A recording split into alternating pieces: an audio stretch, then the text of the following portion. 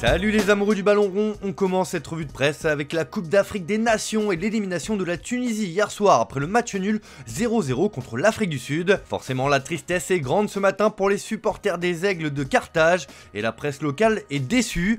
Le journal La Presse écrit ce matin que cette équipe n'avait ni tête, ni cœur, ni jambes pour se qualifier. Malgré tous les efforts et les maintes tentatives, les joueurs n'ont pas réussi à déverrouiller une solide défense sud-africaine.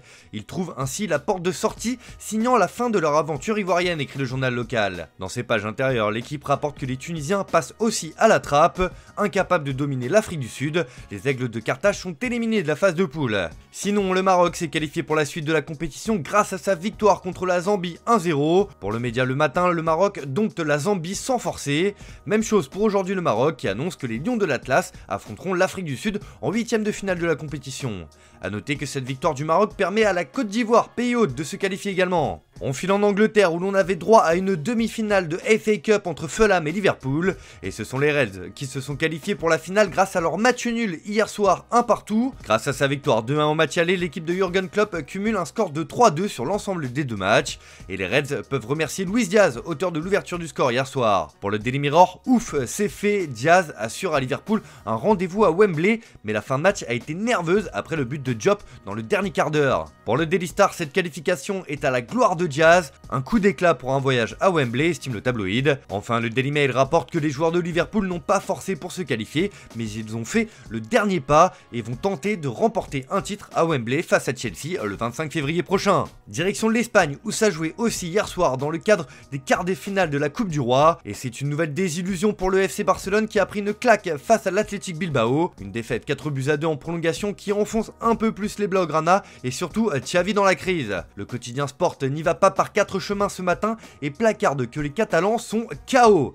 Le Barça est allé en prolongation au terme d'un match électrique au cours duquel l'équipe de Xavi est revenue au score pour battre l'Athletic, mais n'a pas été en mesure de terminer le travail. Les Blaugrana n'ont plus la possibilité de remporter un nouveau trophée et n'auront plus que la Ligue et la Ligue des Champions à espérer en janvier. Même son de cloche en une de Mundo Deportivo qui placarde que c'est un effondrement. Le Barça avec un grand Lamine qui a manqué une occasion en or a donné le meilleur de lui-même jusqu'à la prolongation. La version basque du quotidien en revanche se réjouit de cette qualification pour les demi. Tout reste à la maison en référence aux frères Williams qui ont marqué lors des prolongations. C'est aussi ce que met en avant le journal AS qui parle de beaucoup de Williams sur sa une.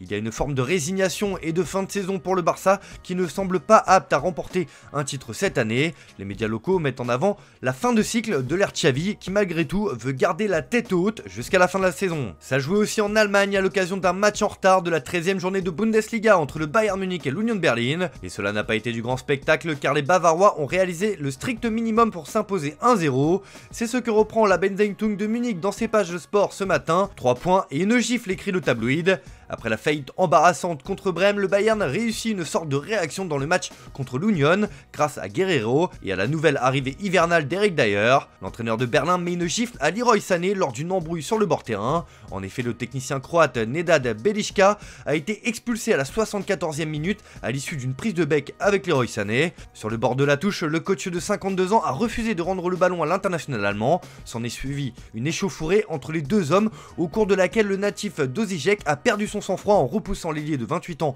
d'une main au visage. Nedad Beliška risque sûrement gros dans cette affaire même s'il a tenu à s'excuser après la rencontre. Il m'a poussé dans ma zone et puis j'ai réagi mais ce n'est pas possible. Ce que j'ai fait ne peut pas être toléré. Je comprends le carton rouge. J'étais toujours enthousiasmé par l'action du penalty, a-t-il déclaré dans des propos relayés par Sky Germany. Leroy Sané a lui déclaré ne pas comprendre la réaction du coach adverse à Bild. Le média parle de scandale sur son site ce matin. En fait, je voulais juste récupérer le ballon rapidement pour lancer la prochaine attaque, puis c'est devenu un peu fou et il m'a attrapé au visage. Bref, c'était tendu, mais le Bayern revient à 4 points du Bayer Leverkusen en tête du classement. En Italie, c'est le mercato de la Juventus qui fait l'actualité ce matin. La Gazzetta dello Sport parle de blagues de la Juve sur le mercato. Il est question de l'avenir de Moeskin et de l'arrivée de Thiago Diallo chez les Bianconeri en provenance du LOSC. Diallo a recalé l'Inter pour la Juve. Max Allegri peut déjà compter sur le défenseur portugais, ajoute le journal au papier rose. De son côté, Keane va être prêté ce week-end à l'Atlético de Madrid. Il sera un colchonero prochainement et Simeone compte sur lui. La Juventus a trouvé un accord pour prêter l'attaquant à Madrid. L'opération impliquerait le paiement d'une indemnité dont le montant n'a pas filtré. Le joueur devrait retourner à Turin en juin 2024. Allez, on termine ce tour de la presse en Angleterre avec du mercato et l'avenir de Karim Benzema qui fait décidément couler beaucoup d'encre convaincre ces derniers jours. Alors que son club d'Al-Ittihad l'a écarté, il continue de s'entraîner en marge du groupe seul à Jeddah. Forcément, les rumeurs sur sa prochaine destination vont bon train. Pour des raisons financières évidentes, la piste la plus probable semble mener à la Premier League. Mais même là, ça s'annonce compliqué. Comme le placard The Sun ce matin, Manchester United a déjà dit non à une possible signature de Karim Benzema. Le média explique qu'actuellement, une arrivée de la star française serait bien trop coûteuse pour les finances du club d'un point de vue salarial, alors que les Red Devils sont en train de faire très attention à leur masse salariale justement, et veulent continuer de rester dans les clous du fair play financier de la Premier League.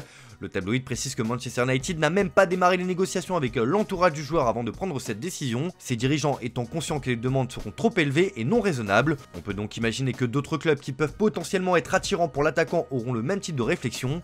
Autant dire que si Benzema souhaite vraiment quitter Al-Ittihad dans un avenir très proche, il risque de devoir faire de gros sacrifices sur le plan financier. Enfin, des nouvelles de l'avenir de Kylian Mbappé. Après notre annonce exclusive sur le choix de l'attaquant de rejoindre le Real Madrid à la fin de la saison, le journal Bild donne d'autres détails et va dans ce sens. Le média allemand indique que pour rejoindre l'Espagne, Kylian Mbappé demanderait un salaire annuel de 70 millions d'euros, à peu près ce qu'il touche actuellement au PSG, plus une prime à la signature étant donné qu'il arrivera en tant que joueur libre. Mais Florentino Pérez, le président du Real Madrid, ne serait pas disposé à lui verser autant d'argent. Il proposerait 35 millions d'euros par an, plus une prime à la signature de 125 millions d'euros. En tout cas, la décision de Mbappé de quitter le PSG semble actée, comme nous vous l'avions annoncé. Voilà, c'est tout pour ce matin, bonne journée à tous, merci de votre fidélité, on se retrouve en fin d'après-midi pour le JT Foot Mercato.